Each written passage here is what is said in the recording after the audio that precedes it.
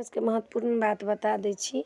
देखियौ होली जे छै से रंगके त्योहार छै और पत्रा पुस्तक धर्मशास्त्रसँ देखबै तऽ अहाँके जाहि टाइममे प्रहलादके रहनि तऽ प्रहलादके पिसी जे रहथिन से होलिका।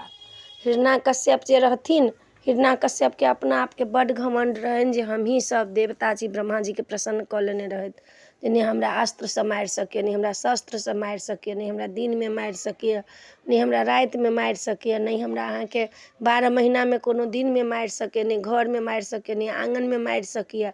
ओ वरदान हुनका रहनि। तऽ बुझै छै वरदान जहन लोक प्राप्त कऽ लै छै तऽ ओकरा बुझाइत रहै छै सबसँ बड़का हमही छी। ताहि लऽ कऽ नरसिंह भगवान अवतार लेने छथिन तऽ हुनके बहिन होलिका रहनि। आब प्रहलाद जे रहथिन पेटमे तऽ प्रहलादके माय जे रहथिन से बड़ा धर्म विचारके, हुनकर पेटेमे जे रहनि से हुनका अपन जाकऽ गुरुकुलमे जाकऽ रहथिन तऽ हुनका श्री हरिके जे ओहिठाम पाठ होइ तऽ हुनकर पेटेमे प्रहलाद ई बात सुनथिन। लोक कहै छै कि जे पेटमे बच्चा छै कथी बुझतै, बुझै छी बच्चा, अहाँ जे खेबै से हुनका प्राप्ति होइ छै, अहाँ जे सुनबै से हुनका प्राप्ति होइ छै। अभिमन्यु जे रहथिन से पेटेमे जे छथिन से चक्रव्यूहके रचना सुनने रहथिन ने, घुसऽके तऽ बुझि गेलखिन चक्रव्यूहके, लेकिन निकलऽके टाइमके हुनकर जहन मायके नींद पड़ि गेलनि तऽ जखने माय नींद पड़ि जाइ छै तऽ बच्चो नींद पड़ि जाइ छथिन तऽ बच्चा नहि बुझलखिन। तऽ ताहि दुआरे अहाँके पेटेमे अहाँके संतान सब चीज बुझत। अहाँ नीक चीज खेबै तऽ हुनका प्राप्ति नीक हेतै, अहाँ गलत चीज खेबै तऽ गलत प्राप्ति हेतै। ताहि दुआरे बच्चा शिशु जखन पेटमे रहै छै तखने सब बात बुझै छै। प्रहलाद जे रहथिन से तखने सब बात श्री हरि बुझि गेलखिन जे विष्णु छथिन। जखने ओ जन्म लेलखिन तऽ खुशी तऽ बहुत भेलनि, लेकिन ओ हिरण्याकश्यपके नाम नहि लऽ कऽ श्री हरि करथिन। ओ हिरण्याकश्यप कहथिन कि हमही तोहर देवता छियौ, हमही तोहर सब छियौ तऽ हमर नाम ले, लेकिन ओ नहि नाम लेथिन। तऽ हुनका मारऽके लेल हुनकर पिसी रहनि होलिका, हुनका वरदान रहनि ब्रह्मासँ जे अहाँ आगिमे जायब, एकटा चद्दर रहनि, ई ओढ़ि कऽ जे अहाँ बैसब तऽ अहाँके अग्नि नहि प्रवेश करत।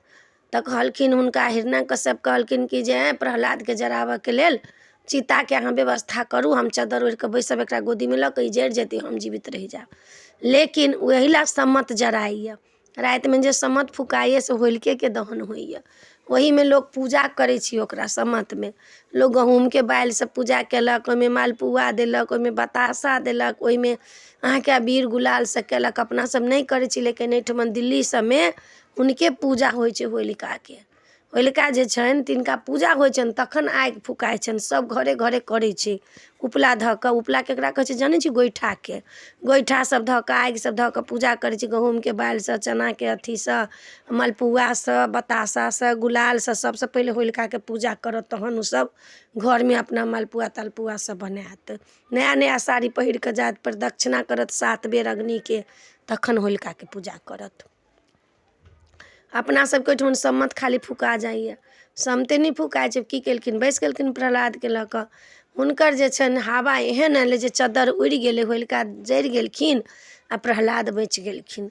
ताहि दिनसँ सम्मत फुकाए लागल आ ताहि दिनसँ अहाँके रङ्गके गुलालके लोक मनाबऽ लागल जे खूब खुशीसँ मनाउ। ओना रङ्ग गुलाल जे छनि से शङ्कर जीके बड्ड प्रिय छनि। हुनकर विवाहके बाद जे छनि से होली भेल छनि, शिवरातिके दिन हुनकर विवाह होइ छनि आ विवाहके बाद होली भेल छनि तऽ ओ कैलाशपर बड्ड मनेने छथिन फूलके, सबके एकदम गुलाल अबीरसँ मिला कऽ रङ्ग बनेने छथिन आ तखन सब देवी देवताके साथ खेलै छथिन। देख खुशीके त्यौहार छै, खुशीके त्यौहार तऽ मनेबे करू सब गोटा। दोसरमे जे छै से ओहुना फसल अहाँके पाकऽ लगै छै तऽ किसानके बड़ा खुशी मन होइ छै, तऽ ताहि दुआरे सेहो मनबैए ई होली। तऽ अपने सबके कहि देलहुँ हँ होली दिन मालपुआ जरूर बनायब, खास कऽ कऽ कतला तऽ होलिकाके भोग लगै छनि आ विष्णुके बहुत प्रिय छनि। ओही लऽ कऽ होलिका जबके दहन भेल छनि तऽ अहाँ बना कऽ भगवानके भोग जरूर लगा लेब। दोसरमे डोराके जे पुआ बनै छनि से एक दिन पहिले बनै छनि, 14टा पुआ बनै छै एकटा डोरापर, 7टाके पुआ बनै छनि। जतेक डोरा बनाउ ततेक 7टाके पुआ दियौ। एहिमे पुआ दियाइ छै मालपुआ आ सौंफमे अहाँके सोहारी दियाइ छै, सादा सोहारी। तऽ अहाँ जतेक दियौ तऽ ताहि दुआरे अहाँके मालपुआ तऽ बनेबे करब, खीर बनेबे करब घरमे। बिना खीर बनेने मालपुआ बनेने नहि रहब, मीठ लोक खेबे करै छै, मीठ चीज लोक खाइ छै, मालपुआ लोक खाइ छै। आब तऽ लोक पिरिकिया बनबै छै खोआवला, खजरी बनबै छै, निमकी बनबै छै, दहीबड़ा बनबै छै, समोसा बनबै छी, खायके कोनो अन्त नहि छै, लेकिन मालपुआ जरूर बनम। नियम सब दिनसँ छै, मालपुआ, चाउरके पूड़ी, दालि पूड़ी ईसब लोक बनबै छै। अपने सबके होलिका दहनके होलिकाके बता देलहुँ हँ, लेकिन साँझमे, दिनमे रङ्ग गुलाल खेलू, साँझमे अहाँसब नव नव कपड़ा जरूर पहिरू। कथी लए? खुशीके दिन रहै छै, नव कपड़ा पहिरू। एकटा अहाँके पाप मुक्त भेट जाइ छै तऽ लोक एकदम शरीर लोकके होइ छै जे हमर शान्त भऽ गेल, स्वस्थ भऽ जाइ छै शरीर। तऽ ताहि दुआरे लोक नहा सोना कऽ सभचीज कऽ कऽ रङ्ग अबीर सब खेल कऽ होलिकाके सब साथी सब नहा सोना लेलक, माथ मिर लेलक ओकरा नामपर, तखन नव कपड़ा पहिर लिअ। लाल टीका अबीर गुलाल जे छै सबसँ लगा कऽ गला मिल लिअ। ओहि दिन गला मिलऽके होइ छै जरूर, गला मिल लिअ, नव नव कपड़ा पहिरू, गला मिल लिअ, तखन अहाँके होली हैत। ओहिना होली नहि हैत। तऽ नव वस्त्र तऽ पहिरबे करू, जिनका नव विवाह भेल छनि ओ तऽ नियमसँ पहिरथिन, नहा धो कऽ पहिरथिन, खेलबो करथिन नव वस्त्र पहिर कऽ, आ फेर बादमे नव वस्त्र नहा धो कऽ फेर पहिर लेथिन। तऽ अपने सबके होलीके महत्व दऽ देलहुँ हँ। नीक लागत चैनल सब्सक्राइब करब, लाइक करब, कहऽके नहि बिसरब। जय मिथिला, जय माता जी। आब तऽ अहाँसब देखबो नहि करै छी, की हमरासँ गलती भेल से तब अहीँ सब जानब।